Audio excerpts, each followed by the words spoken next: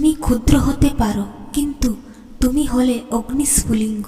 একটা অগ্নিস্ফুলিঙ্গ সমস্ত জগৎ পুড়িয়ে দিতে পারে, তারই তুমি।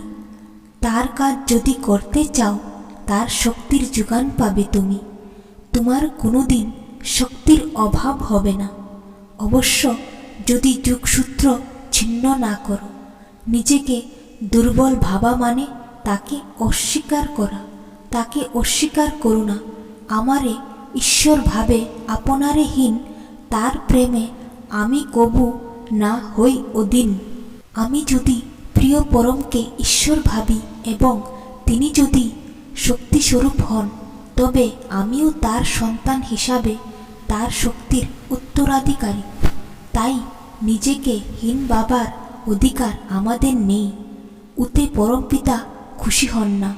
তাতে অচ্যুত অনুরাগ থাকলে শক্তির ন্যূনতা হয় না কখনো। তাকে ভালোবাসা মানে তার সেবায় নিজেকে সর্বশক্তি নিয়োগ করা। তোমার প্রত্যেকটি প্রবৃত্তি যদি তার সেবায় নিয়োজিত করো, তখন সেগুলি তোমার অন্তরায় না হয়ে সহায় হয়ে উঠবে। আলোচনা প্রসঙ্গে শ্রী শ্রী ঠাকুর অনুকূলচন্দ্র। আমরা একটা সাধারণ মানুষ, যদি পরমপিতাকে ভালোবাসি, তাকে ঈশ্বর মনে করি, তাহলে তিনি এই সৃষ্টিকর্তা ভগবান। তাকে যদি পরমপিতা মনে করি, তাহলে এই সৃষ্টিকর্তা আমাদের সাথে আছেন। হ্যাঁ, এই পরমপিতা ঠাকুর যদি আমার সাথে থাকেন, তো আমার কিসের ভয়, আমার কিসের দুর্বলতা, আমার কিসের চিন্তা। যদি আমি তাকে ভালোবাসি, ঠাকুর আমার সবসময় আমার সহায় হয়ে উঠবেনি। ঠাকুর সর্বদা তার কৃপা করেন, সর্বদা সবার ভালো চান, মঙ্গল চান। আমরা যদি তাকে ভালোবাসি, তাহলে আমাদের কোনো শক্তির অভাব হবে না। ঠাকুর আমাদের বলেছেন মনের মধ্যে কোনো ডর, ভয়, দুর্বলতা না আনার জন্য। আমরা যদি এই সৃষ্টিকর্তাকে, এই প্রিয় পরমকে ভালোবাসি, তাকে পরমপিতা মনে করি, তার সন্তান হিসেবে, তাহলে আমাদের কিসের ডর, ভয়, দুর্বলতা। ঠাকুর আমাদের জীবনে চলতে গেলে কি করতে হবে তার নিয়ম, মহান নীতি, নিয়ম নীতি দিয়ে গেছেন। যজন যাজন ইষ্টবৃত্তি, যে এই যজন যাজন ইষ্টবৃত্তি পালন করবে, তার তো কষ্ট দুঃখ থাকলেও তার কিচ্ছু হবে না। কষ্ট দুঃখ থাকলেও তা যেতে বাধ্য। যে এই যজন যাজন ইষ্টবৃত্তি মেনে চলবে, তার কোনো কিছু ক্ষতি করতে পারবে না, কোনো কষ্ট দুঃখ তার কিছু করতে পারবে না। তার মধ্যে এমন শক্তি থাকবে যে তার কষ্ট দুঃখ যদি থাকে, তাও যেতে বাধ্য। ওতে ঠাকুর আমাদের সর্বদা গাইড করেন। ঠাকুর আমাদের সর্বদা মঙ্গল চান, ভালো চান। তাই ঠাকুর আমাদের জীবদ্বারে তিনি পৃথিবীতে জন্ম নিয়ে আমাদের মঙ্গলের জন্য ঠাকুর সমস্ত নিয়ম নীতি সত্যানুসরণ দিয়ে গেছেন। তো আমাদের কিসের ভয় বলো?